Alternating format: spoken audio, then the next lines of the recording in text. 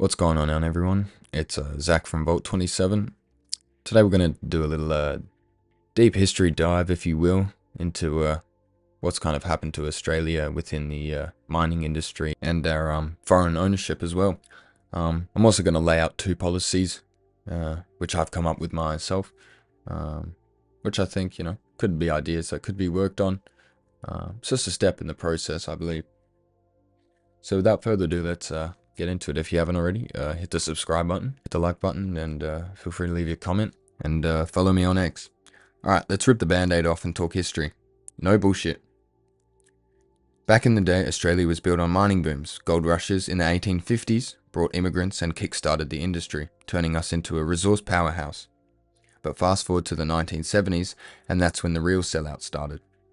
Governments formalised foreign investments policies in 1975, basically rolling out the red carpet for overseas cash to flood in. Why? Because police thought it'd bring jobs, but nah. It landed control to foreigners, and by the 2000s, during the coal and iron ore boom, investments exploded, and suddenly 83% of our mining sector was foreign owned. Think about that.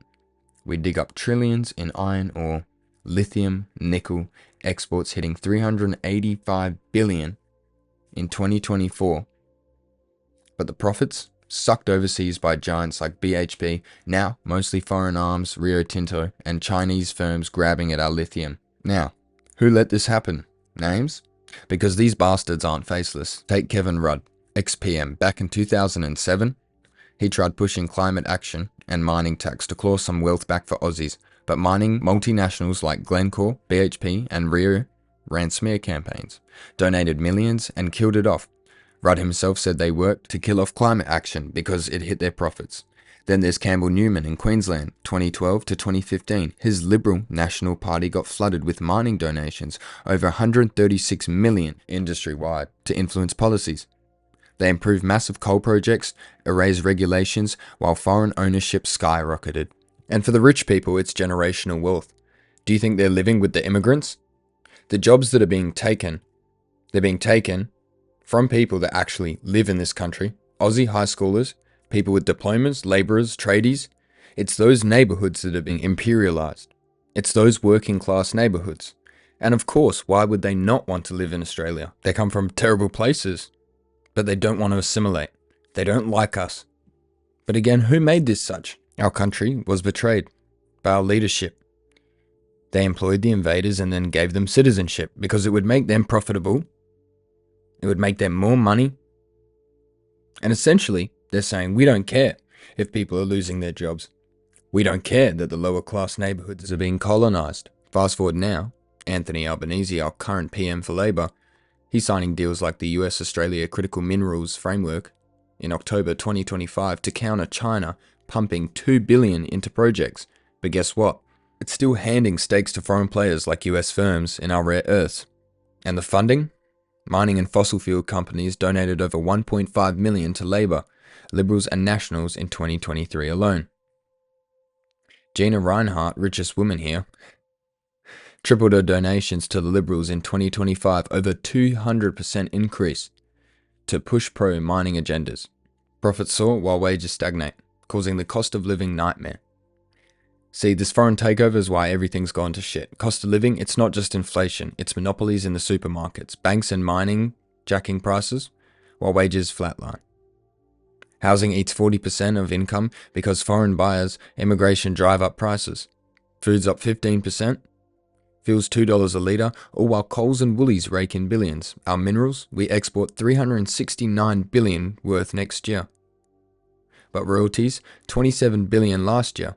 Barely trickle back. Most profits flee overseas.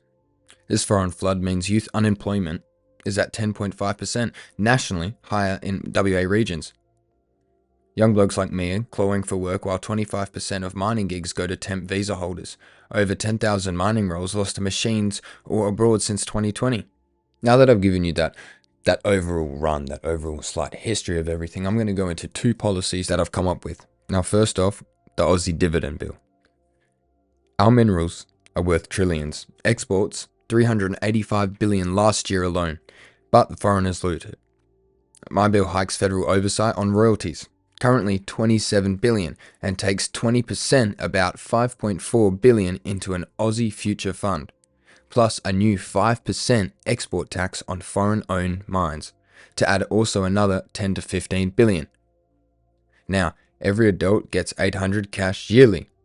Couples 1600 plus 150 per child under 16. That's relief.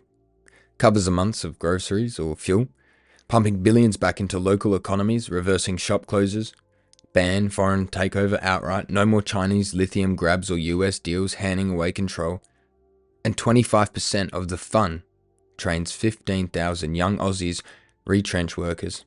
This hands you the reins. This puts cash in your wallet and tells the world to piss off. Okay, policy number 2. The Aussie Jobs Guarantee. Jobs stolen by foreigners and robots.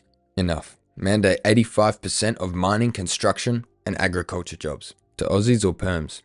Companies advertise local 45 days, prove no takers before overseas hires, and we fund it with a 12% tax on outsourcers, raising 6 billion for 60,000 apprenticeships and 25,000 retrains. WA alone would be 12,000 jobs in 2 years, nationally 40,000 from Queensland to coal to Tassie farms. No more FIFO foreigners nicking our checks. This is a fair go.